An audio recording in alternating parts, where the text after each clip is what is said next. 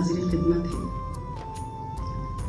آج کی کہانی ایک ایسے مرد مومن کی کہانی ہے کہ جنہوں نے اپنی پوری زندگی خدا کی رضا کے ساتھ گزاری اور کوشش کی کہ کبھی زندگی میں ایسا کوئی کام نہ کریں جس سے خدا اور اس کے رسول ناراض ہو جائیں، اور اسی طرح وقت گزرتا رہا اور وہ مدرسے میں اپنے طالب علموں کو علم کی تعلیم دینے لگے۔ 100 سال کا سن تھا جب یہ واقعہ رونما ہوا۔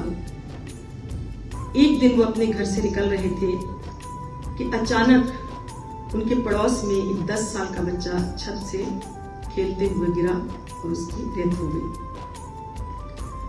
جب اس کی موت واقع ہوئی تو اس کے گھر میں کوہرام برپا ہو گیا۔ ظاہر ایک ناگہانی آفت تھی کہ جو ان کے گھر پر ٹوٹ پڑی۔ سب کو غم تھا، سب رو رہے تھے، لیکن ماں کی حالت عجیب ترین تھی۔ ماں بار بار ماں کو غشی کے دورے پڑ رہے تھے۔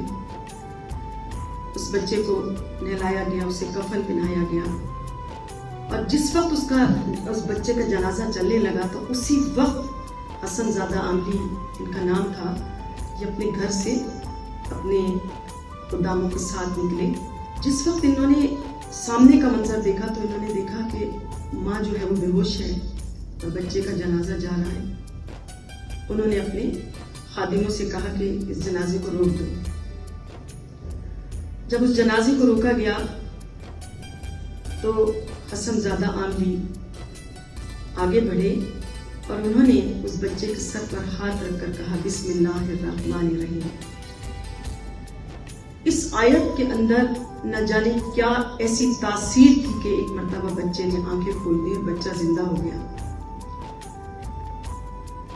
آپ نے اپنے خادموں سے کہا کہ جاؤ اس کی ماں کو خوشخبری سنا دو، اس کا بچہ زندہ ہو گیا ہے۔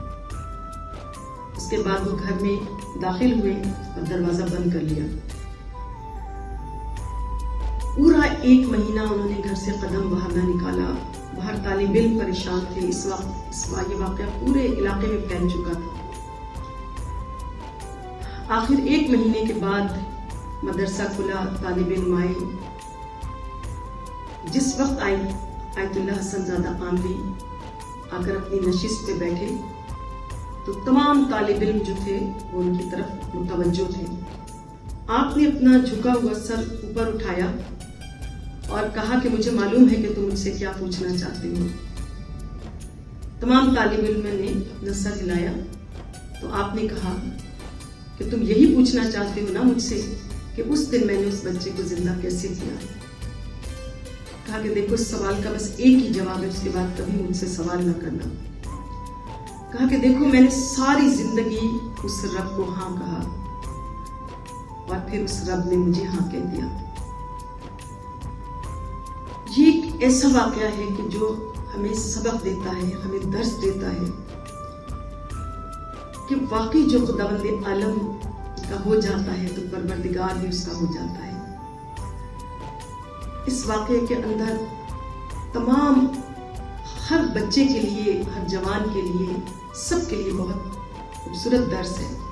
اگر آپ جاننا چاہیں تو بس یہ دیکھتے رہیے اسلام کی کہانی میری زبانی۔